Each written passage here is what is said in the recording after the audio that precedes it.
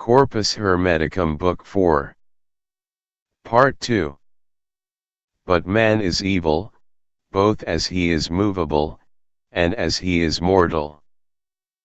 But the soul of man is carried in this manner: the mind is in reason, reason in the soul in the spirit in the body. The spirit being diffused and going through the veins, and arteries, and blood, both moves the living creature, and after a certain manner bears it. Wherefore some also have thought the soul to be blood, being deceived in nature, not knowing that first the spirit must return into the soul, and then the blood is congealed, the veins and arteries emptied, and then the living thing dies, and this is the death of the body. All things depend of one beginning, and the beginning depends of that which is one and alone. And the beginning is moved, that it may again be a beginning, but that which is one, stands and abides, and is not moved. There are therefore these three: God the Father, and the good, the world and man. God has the world, and the world has man, and the world is the Son of God, and man as it were the offspring of the world. For God is not ignorant of man, but knows him perfectly, and will be known by him. This only is healthful to man, the knowledge of God. This is the return of Olympus. By this only the soul is made good, and not sometimes good, and sometimes evil, but of necessity good. Tat. What do you mean, Father? Trismegistus. Consider, son, the soul of a child, when as yet it has received no dissolution of its body, which is not yet grown, but is very small. How then, if it look upon itself, it sees itself beautiful, as not having been yet spotted with the passions of the body, but as it were depending yet upon the soul of the world. But when the body is grown and distracted, the soul it engenders forgetfulness, and partakes no more of the fair and the good, and forgetfulness is evilness. The like also happens to them that go out of the body, for when the soul runs back into itself, the spirit is contracted into the blood and the soul into the spirit. But the mind being made pure, and free from these clothings, and being divine by nature, taking a fiery body, ranges abroad in every place, leaving the soul to judgment, and to the punishment it has deserved. Tat. Why do you say so, Father, that the mind is separated from the soul, and the soul from the spirit? When even now you said the soul was the clothing or apparel of the mind, and the body of the soul. Trismegistus. Son, he that hears must counterstand and conspire in thought with him that speaks. Yes, he must have his hearing swifter and sharper than the voice of the speaker. The disposition of these clothings or covers is done in an earthly body, for it is impossible that the mind should establish or rest itself, naked, and of itself, in an earthly body. Neither is the earthly body able to bear such immortality, and therefore that it might suffer so great virtue the mind compacted as it were, and took to itself the passible body of the soul, as a covering or clothing. And the soul being also in some sort divine, uses the spirit as her minister and servant, and the spirit governs the living thing. When therefore the mind is separated, and departs from the earthly body, presently it puts on its fiery coat, which it could not do having to dwell in an earthly body. For the earth cannot suffer fire, for it is all burned of a small spark, therefore is the water poured round about the earth, as a wall or defense, to withstand the flame of fire. But the mind being the most sharp or swift of all the divine cogitations, and more swift than all the elements, has the fire for its body. For the mind which is the workman of all uses the fire as his instrument in his workmanship, and he that is the workman of all, uses it to the making of all things, as it is used by man, to the making of earthly things only, for the mind that is upon earth, void, or naked of fire, cannot do the business of men, nor that which is otherwise the affairs of God. But the soul of man, and yet not every one, but that which is pious and religious, is angelical and divine. And such a soul, after it is departed from the body, having striven the strife of reverence, becomes either mind or God.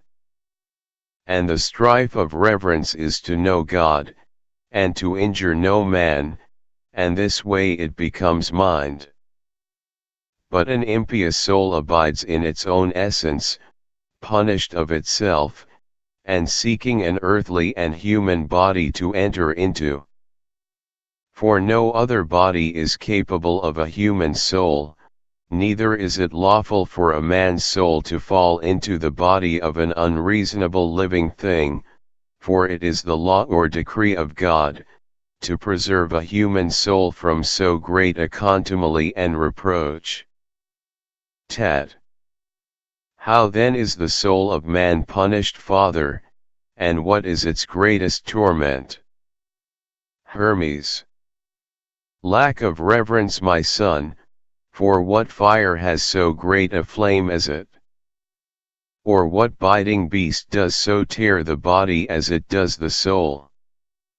Or do you not see how many evils the wicked soul suffers, roaring and crying out, I am burned, I am consumed, I know not what to say, or do, I am devoured, unhappy wretch, of the evils that compass and lay hold upon me, miserable that I am, I neither see nor hear anything.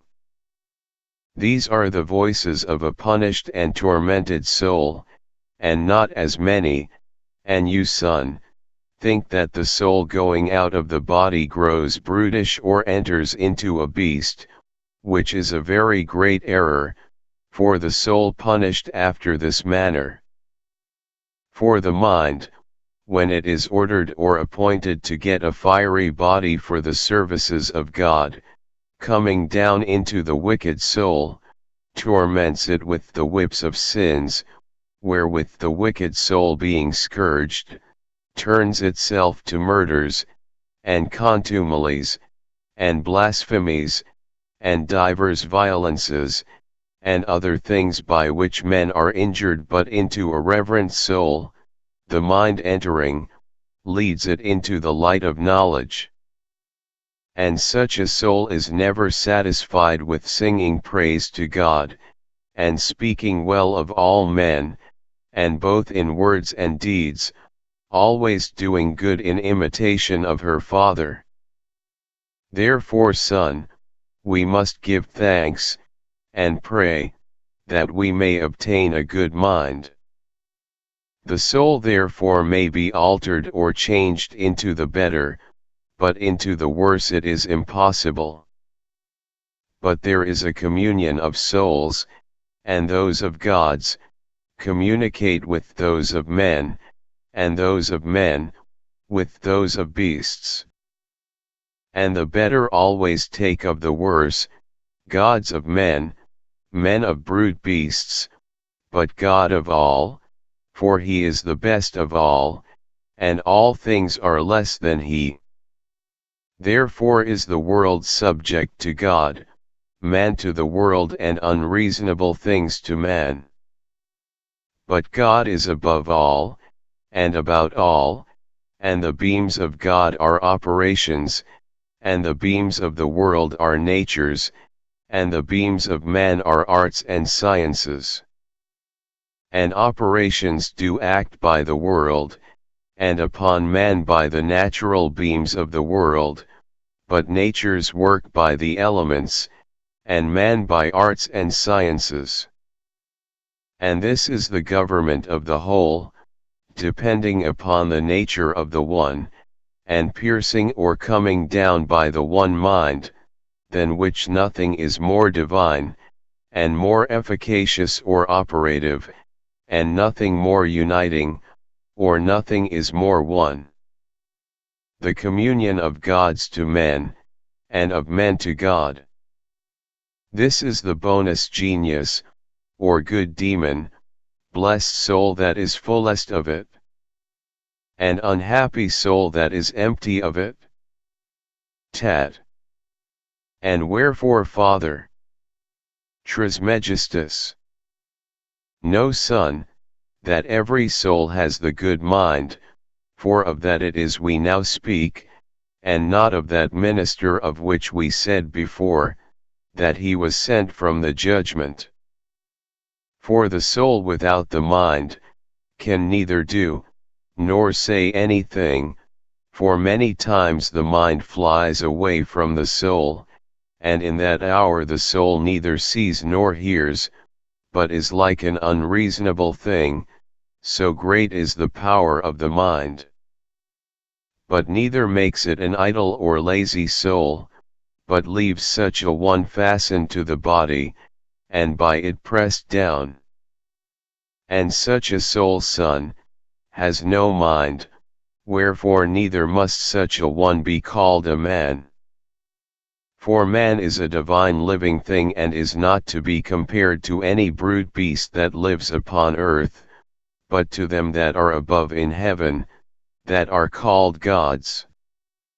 Rather, if we shall be bold to speak the truth, he that is a man indeed, is above them, or at least they are equal in power, one to the other, for none of the things in heaven will come down upon earth, and leave the limits of heaven, but a man ascends up into heaven, and measures it.